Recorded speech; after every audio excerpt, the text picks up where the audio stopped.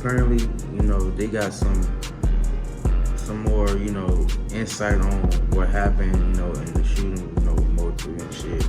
R.I.P. to Mo 3, you know what I'm saying? One of my favorite artists of the fucking pandemic. I ain't gonna lie to you. That nigga music was hard. Still to this day, that nigga music hard. But yeah, we about to go ahead and get up into it. You know what I'm saying? See what they talking about. Let's see what they got. Let's see the new evidence they got. Let go.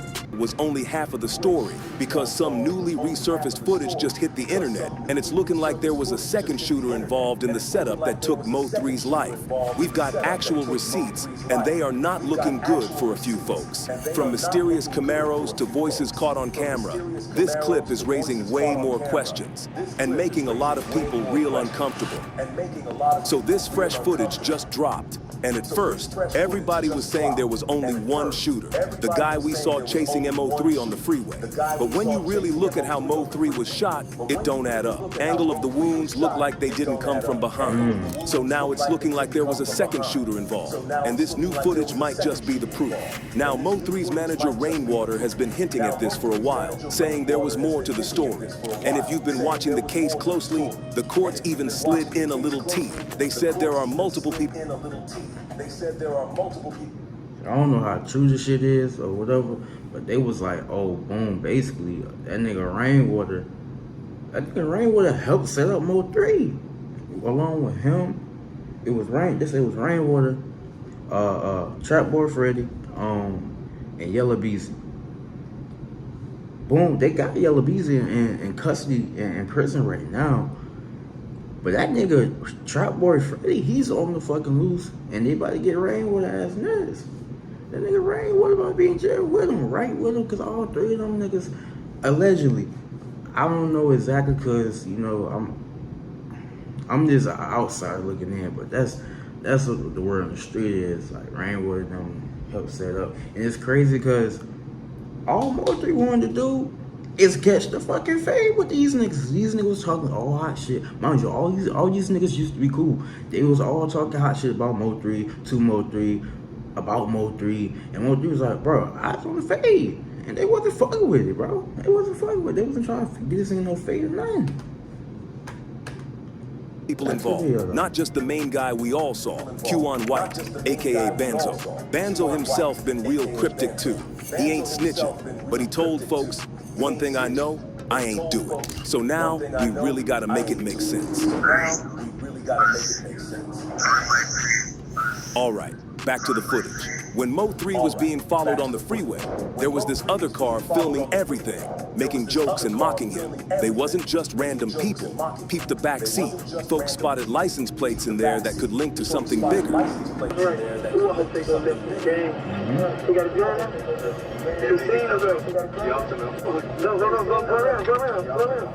In the clip, you hear them say, oh, he got a gun out, and they're talking like they already know what's about to go down. They're watching the Camaro, the same car Mo 3 was being trailed by, and waiting for their cue. Like, it's clear these folks were coordinating. So Mo 3 gets on I-35, and this is where everything unfolds. According to Rainwater, the car Mo 3 was driving didn't stop on purpose. It stalled out. Why? Allegedly, the tires got shot. The engine was hit. It was all strategic. While being chased, Mo 3 had his hands up.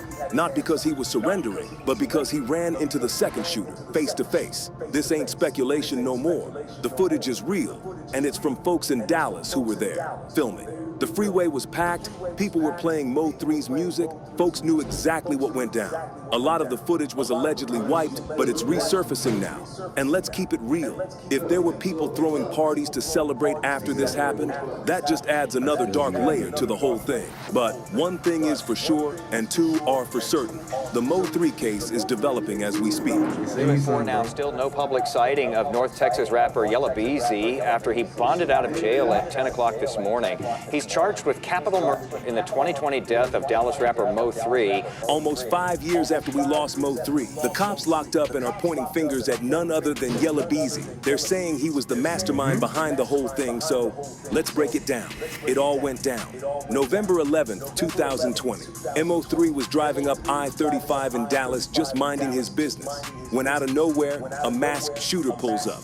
Mo 3 tries to get out the car and run for his life, but he ends up getting hit multiple times right there on the freeway. Sadly, he didn't make it. And to make it even worse, a random bystander in another car got hit too, but thankfully survived. It was a straight-up highway hit. Broad daylight, packed roads, no escape. The whole thing had people like, who would even dare pull something like this? About a month later, police arrested a 22-year-old named Q White. He got picked up on a gun charge first, but then they hit him with a murder charge connected to Mo 3's case. He pled guilty on the firearm part and started serving a 9-year sentence. But that charge is still hanging over his head. But that wasn't the end. Come April 2021, they snatched up another man, Devin Maurice Brown. Cops say Devin was out here hitting up witnesses, trying to get Mo 3's location before the shooting went down. Phone records even showed a bunch of calls between Devin and Q right before the hit. But Q tried to act like he didn't even know Devin. So by spring of 2021, we had 2 people tied to Mo 3's, but no real motive had been pinned down. That's where the real tea started to bubble. Cause Mo 3 and Yella Beezy, they had real beef, and it ran deep. Now get this, almost 4 years after Devin's arrest, police finally came back around and said Yella Beezy orchestrated the whole thing. According to new reports, he paid Q to carry out the ambush, and that's some serious conspiracy level stuff. Police are still being quiet about the full details, but come on, if you've been tapped into Dallas rap beefs, you already know this has been bubbling for years. The drama goes way back to when Mo 3's homie Roy Lee was shot and killed back in 2018. Word on the street is, Roy Lee had disrespected Yella Beezy by calling out his claim to... I heard that nigga was type shit funny, bro. He wasn't. I ain't seen him trying to glaze and like, cause I don't know like that. I never heard of none of his stand-ups or nothing, but this is what I did my research on, and seeing the comment section from the people who actually live in Texas, Dallas and Houston to be exact. It was like boom, basically, this nigga was funny as hell. He was not taking no shit from Yella Beezy. He started talking his shit, and boom, they took him off the map. They took that nigga off the map. Oak Cliff, one of the hottest hoods in Dallas. Some folks brushed it off, but others took that real personal. Roy Lee ended up getting shot at a shopping center and died from complications a little later. Then the day after Roy Lee passed, boom, Beezy gets hit in a drive-by. He survived, but it was clear things were getting messy. So, from what I understand, the car got hit up over a dozen times. 23 times. 23 times. Yeah. Did you look over and see? I don't even, that's why I was telling people, I don't even remember me looking over. Between all that, Mo 3 and Beezy stayed throwing shots at each other in tracks and on socials. There was even an incident in early 2020 where Mo 3's manager said Beezy and his crew jumped him outside a Dallas club. So when Mo 3 was killed in November 2020, people had theories, but nothing was confirmed. And for years, Beezy wasn't even listed as a suspect. But now, in 2025, he's officially been arrested and charged, not just with but capital. That means life without parole or the death penalty could be on the table. Now the crazy part is, both Mo 3 and Yella Beezy were rising stars, and they had real potential in the game. But instead of leaving the street drama behind, this beef ended with one man dead and the other being accused of setting it up. So last week, when news dropped that Yella Beezy got arrested and the fact that it was capital, that's the highest level charge you can catch in Texas, and we're talking life without parole or the death penalty if you're found guilty, so it's big. But here's the question. Why did it take 5 years to arrest him? Mo 3 was murked back in 2020, and the alleged shooter was arrested pretty quick after. But Beezy just got picked up now? Well, here's the thing. Cases don't have a time limit. There's no statute of limitations. So the cops had time to build the case. They could take their time, interview folks, collect evidence, and really make sure they had the right person. That's actually pretty common. And when it comes to hip-hop beefs turning deadly like this, we're seeing more and more cases where the feds are using rappers' own words against them, like with Lil Durk, Big U, and now Beezy. These dudes go on podcasts, say stuff in songs or interviews. Maybe nigga not Big U outright tripping. confessing, but definitely saying Third enough to time Big connect U. the dots. Cops and prosecutors are Crazy. watching and taking notes. And when it's time to be build a about that case, one. they'll pull up clips, lyrics, anything you said publicly. Once it's out there, it's all but fair game. Doesn't matter if it was years ago. It can still be used in court. It's like throwing something in the trash and thinking it's gone, but someone digs it up and boom, it's back.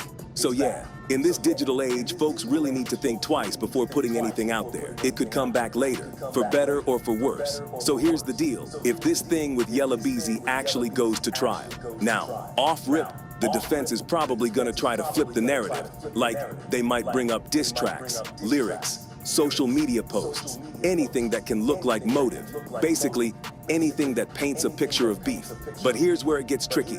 The arrest just happened.